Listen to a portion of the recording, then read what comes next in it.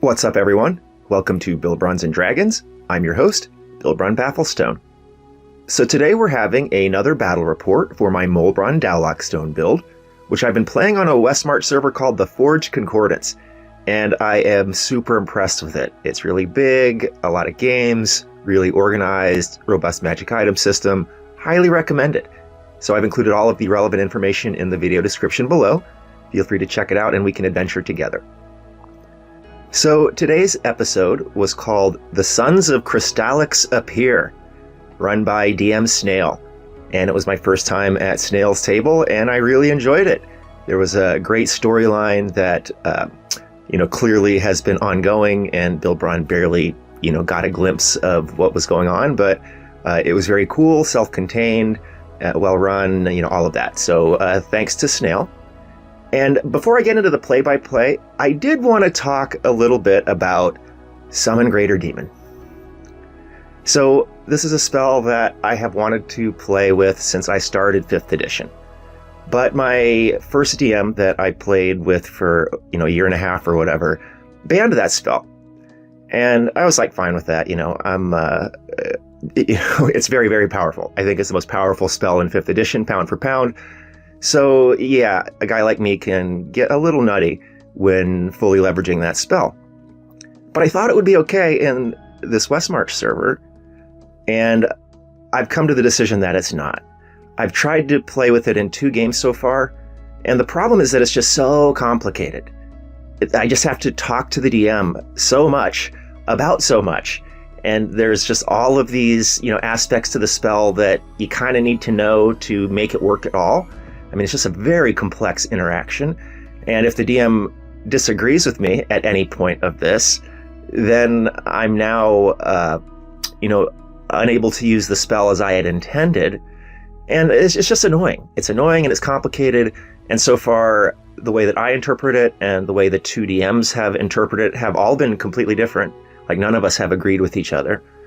And, there are other tactical issues. I'll probably do a separate video about the deficiencies that I'm finding, just tactically and stuff with Summon Greater Demon. But in the metagaming sense, it's just not appropriate for this Westmarch. I can't be having this conversation over and over and over. I can't be, not able to predict how my powers are going to work, etc. So I basically decided to give up on Summon Greater Demon and on Infernal Calling, which I had planned to make kind of the centerpiece of my build. And so yeah, I'm adjusting. I will be leaning more on the Tasha summons, which are just way simpler, and there's never any arguments, and I just roll it out and everybody knows how it works. So yeah, I'll be leaning more into that going forward. So anyway, the play-by-play starts as it always does. Bilbron is riding in from Boscala. He did stop in Haroon to spend some time with Novus Dayshout, that fire genasi who runs the Union of Ash, that is kind of conducting operations within Mydath, that he likes a lot, and is right on the way. And then he rode into the THC HQ to look for a gig. And as he rolled up to the job board, he actually saw Alexis, who is a Leonin devotion paladin that Bilbron has adventured with before, looking to put together a team.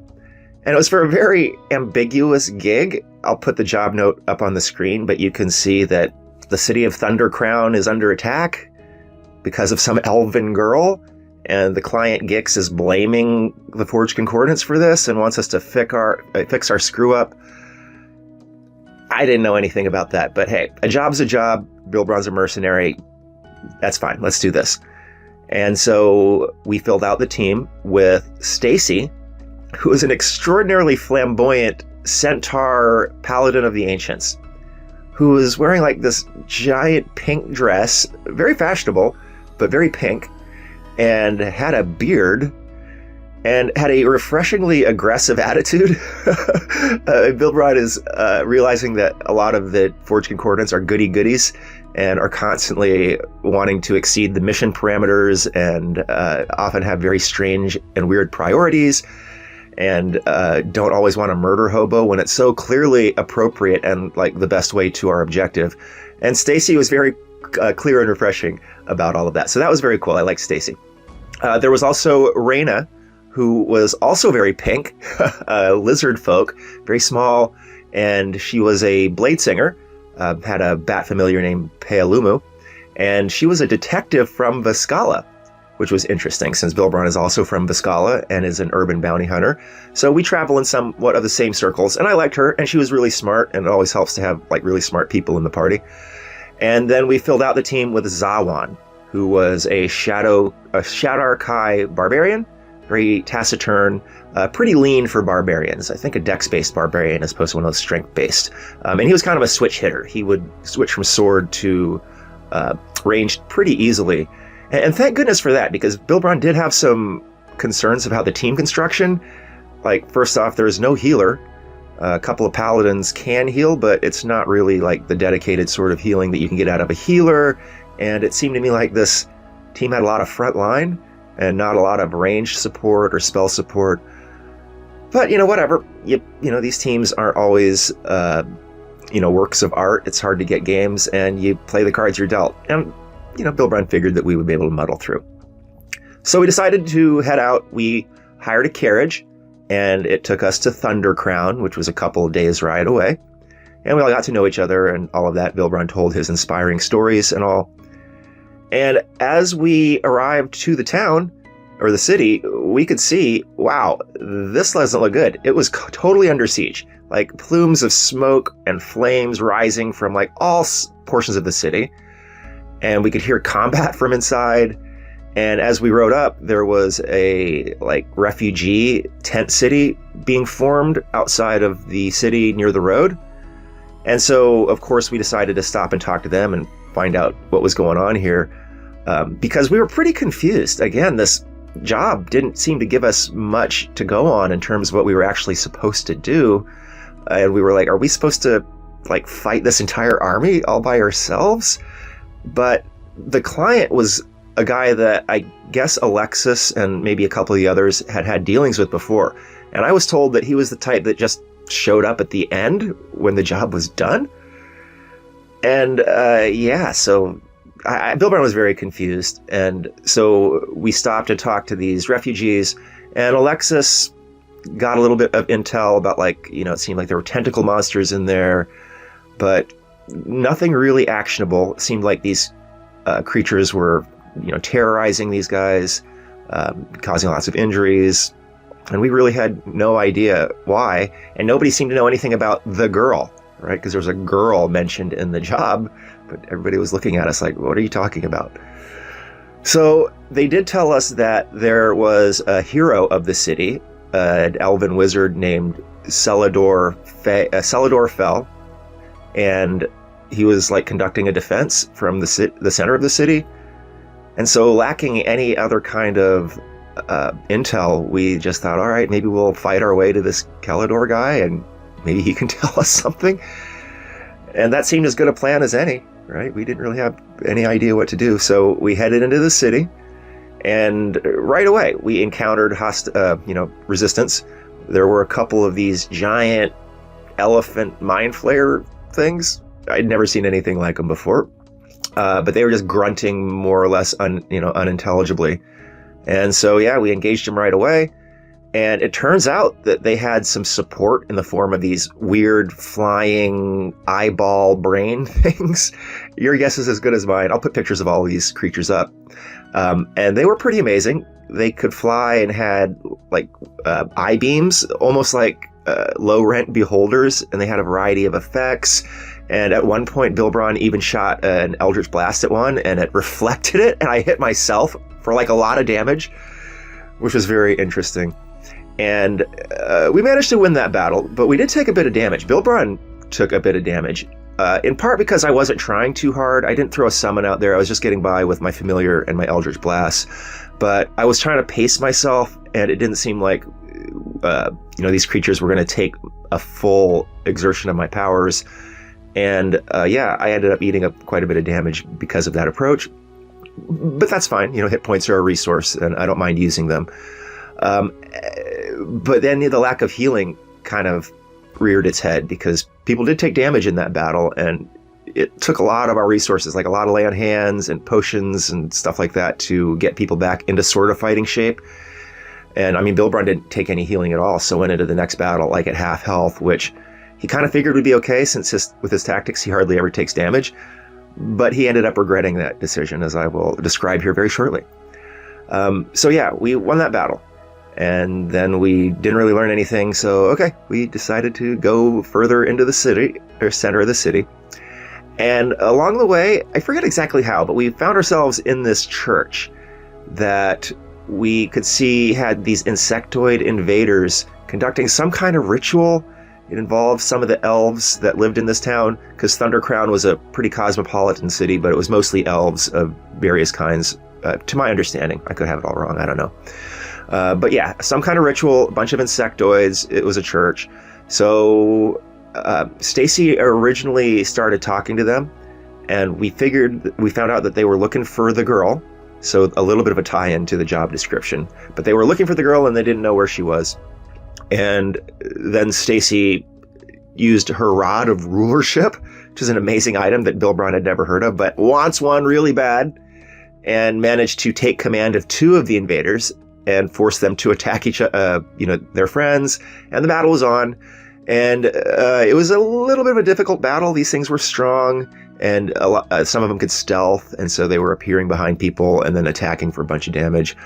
And it was a battle that we were hard pressed, but we were able to win it.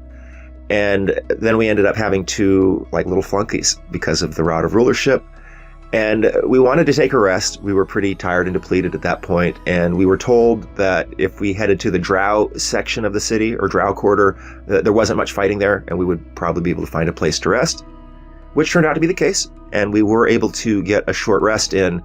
But there were a lot of other elves there that were taking refuge from the combat, and because we had brought along these 2 charmed invaders, they were a little uneasy with us being there, and as soon as we caught our breath, they were like, "Would you guys please leave?" And we're like, okay, no problem. So we headed further into the city, getting closer and closer to the center. And again, we encountered resistance. This time, we did talk for a good while, and we got more intel. It seems that these guys were calling themselves the Sons of Kristallyx. Kristallyx apparently was their goddess, who, again, didn't get all the details, but seemed like she was the pinnacle of their culture, and they were all about evolution, and that's why they were mutating, and they were mutations and stuff. Again, clearly a very weird, sketchy society that Bilbron doesn't know jack about. But yeah, Sons of Kristallyx. And then they thought that Kristallyx, their goddess, was reincarnated into some elven girl, right? That was the elven girl mentioned in the job. And then then she was taken away from them, and they believed that she was brought here to Thundercrown. I have no idea what's going on here. This all sounds like stuff that happened in previous adventures in the series. I didn't take part in those, so I had no idea. But Bilbron did see a simple solution here, and to his regret, he usually sticks around in the back and, makes illusions and uses cover and distance to try and stay safe. But because I saw a simple solution, I had Bilbron walk up to the front, and he had been using his lava cloak form the whole time, and figured, that he could talk to these guys heart to heart, and was like, okay, look, if we give you the girl, you'll call off the attack, right? And they were like, yeah, of course. And so I was like, okay, this sounds like a pretty easy solution to me, right, guys? But then I turned to my party, and they're all like, these goody-goodies, and they're like, we're not giving up the girl! I'm like, you don't even know this girl! But, before we could even have a discussion about it, they instigated combat. And Bilbron was like, way the hell out, right there, in front, exposed, next to the enemy when combat started. Not ideal by any means. And, Bilbron was not at... he was at full health, but he was attacked and taken down pretty quickly to 20 hit points by 3 flying things that appeared out of nowhere, right? Again, these things were always supported by flying things that came out of nowhere. And I'll show you pictures, but yeah, they swarmed me and did a bunch of damage with attacks that were part piercing and part psychic. So I feel like these were aberrations. I should probably look them up in Abigail's notes. But yeah, it looked bad, but Bilbron was able to conduct an epic thunder step that hit them all for 31 damage, and none of them saved, and it got him 120 feet of distance. So was able to kind of take control of that battle from there, was able to drop his lava stone, which illuminated that area. So he was attacking with advantage, and the rest of the team, of course, was contributing. Even though I wasn't able to see a lot of what was going on over there. It was like on a different part of the map, and they had been attacked by like some kind of stealthy thing. And Reyna had gotten taken down by some crazy epic attack that did 64 damage. I don't even really know what it was, but it was like, wow. And then so she went down, and then when she got brought back up, she was very confused and accidentally attacked one of the charmed ones that was actually an ally of ours. But yeah, in the end, we finally managed to win that battle, even though it was pretty difficult. And we were really damaged, and we wanted to take another rest, but we couldn't, because we could hear combat very close by, and it seemed to be getting closer. And it was clear that if we tried to rest here, that we were just going to be, caught in the middle of another fight. And so we all drank potions and exhausted all of our very limited healing capacity and pushed on to the center of the city. And when we got there, we could hear the huge commotion because there was just thoom, thoom, thoom. And we, came up to an area where these invaders were attacking Celador Fell, who had erected some kind of magical barrier and was barely able to keep it up. He had a bunch of huddled elves and stuff behind him that he was protecting. And these invaders were, the big ones were really strong, and they ended up having this crazy acid blood, and every time you would hit them, acid would spurt out. And then a couple of them could cast spells. But finally there was some cover here. So Bilbron actually had a much easier time in this battle, because in the first 3 battles, the maps were basically empty boxes. There was no cover anywhere. So Bilbron was just basically hung out there, and that was why he was taking a lot of damage. But here he's able to use cover to basically, control that, and didn't end up taking any damage in this battle. But it was, it was tough. Especially with that blood sprayed everywhere. My golem got melted pretty quickly. But yeah, we won that battle, and we managed to, get into where Celador was. But he couldn't really give us much intel because he was super exhausted at this point, and very thankful for us to show up, but he could barely talk. And there was a bunch of elves around, but nobody seemed to know anything either. Even though I was mentioning, hey, we need to find a girl. We're looking for a girl. Bilbron didn't notice this, but the girl was there. She kind of looked at Alexis and then slunk away. So we were still a little bit confused, but then Gix showed up. The client showed up, who turned out to be a fat goblin, and he had these giant bodyguards with him. And he was clearly evil, very manipulative, and it seemed like he had some kind of personal grudge or rivalry with Celador. And went up to him right away and was grabbing him by the hair and was laughing in his face and saying, ha ha ha, you look at these people, you couldn't protect them, your city's destroyed, but you don't feel like you're such a big shot now, ha ha ha. And then Gix started telling everybody, hey, I'm building a new Thundercrown, and you guys are all welcome in my new city that's not destroyed, and things are going to be different. Everything's going to be fair, and you're going to be appreciated and valued, not like this stupid town run by this stupid clown.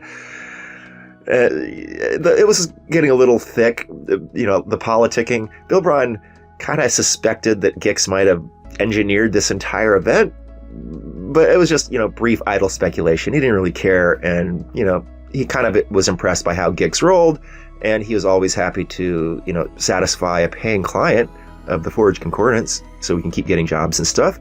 And, he had no problem with this new society, this new town that he was building. It sounded pretty cool, actually. So Bilbron, tried to make friends and, make clear that he was available for future jobs. And, yeah, even though the goody-goodies of the group were definitely a little aghast at what was going on here, what were they going to do about it? Drink and cry, I guess, in the evening.